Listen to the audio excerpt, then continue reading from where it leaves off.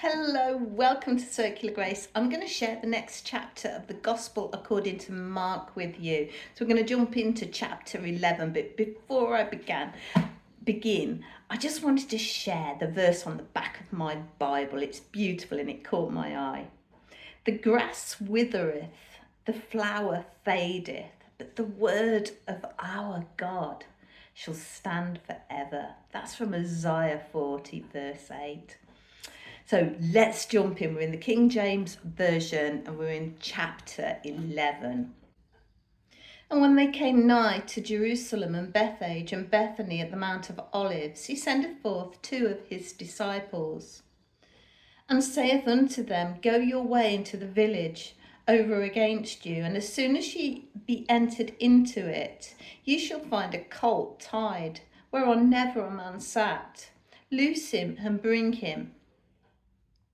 And if any man say unto you, Why do ye this? Say ye that the Lord hath need of him, and straightway he will send him hither.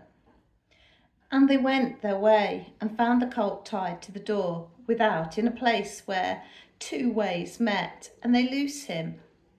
And certain of them that stood there said unto them, Why do ye, loosing the colt? And they said unto them, even as Jesus had commanded, and they let them go. And they brought the colt to Jesus, and cast their garments on him, and he sat upon him. And many spread their garments in the way, and others cut down branches off the trees, and strawed them in the way. And they that went before, and they that followed, cried, saying, Hosanna! Blessed is he that cometh in the name of the Lord. Blessed be the kingdom of our father David, that cometh in the name of the Lord. Hosanna in the highest. And Jesus entered into Jerusalem, and into the temple. And when he had looked round about upon all things, and now the eventide was come, he went out unto Bethany with the 12. And on the morrow, when they were come from Bethany, he was hungry. And seeing a fig tree afar off, having leaves, he came, if haply he might find anything thereon. And when he came to it, he found nothing but leaves, for the time of figs was not yet. And Jesus answered and saith unto it, No man eat fruit of thee hereafter for ever. And his disciples heard it.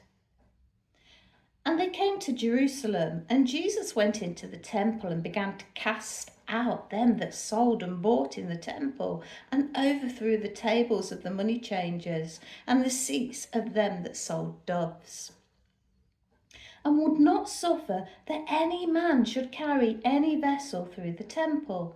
And he taught, saying unto them, Is it not written, My house shall be called of all nations the house of prayer? But ye have made it a den of thieves.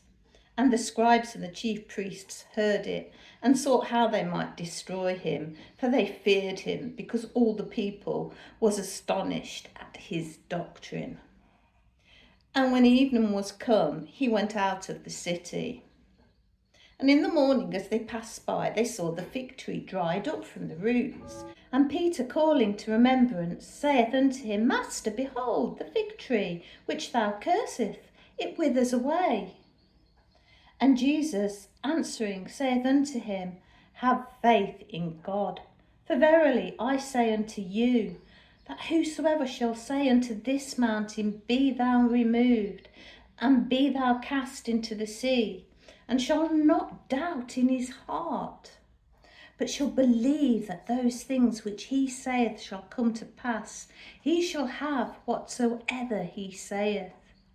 Therefore I say unto you, what things soever ye desire when ye pray, believe that ye receive them, and ye shall have them. And when you stand praying, forgive, if ye have ought against any, that your Father also which is in heaven may forgive you in your trespass. But if you do not forgive, neither will your Father which is in heaven forgive your trespasses.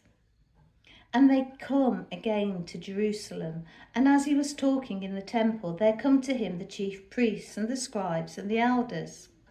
and say unto him, By what authority dost thou these things? And who gave thee this authority to do these things? And Jesus answered and said unto them, I will ask of you one question. And answer me, and I will tell you by what authority I do these things. The baptism of John, was it from heaven or of men? Answer me.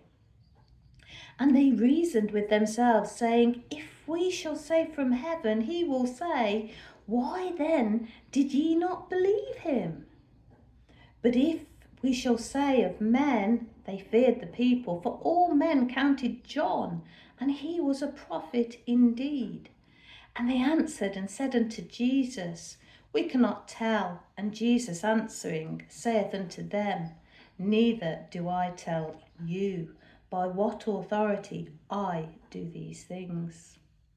Well, that's quite a quick chapter, only 33 verses, but wow, there's a lot in there. Do you know, I love horses. I've had a couple of horses, in my younger years, and the thing that struck me when I looked through a few of the commentaries, why haven't I ever picked up on this before? This is a young, unbroken colt. And anyone that knows anything about horses, they're a little bit lively and a little bit mad until they're broken in. You can't just go and sit on a young, unbroken colt without that colt playing quite a dance, rearing up maybe, and trying to chuck the rider off.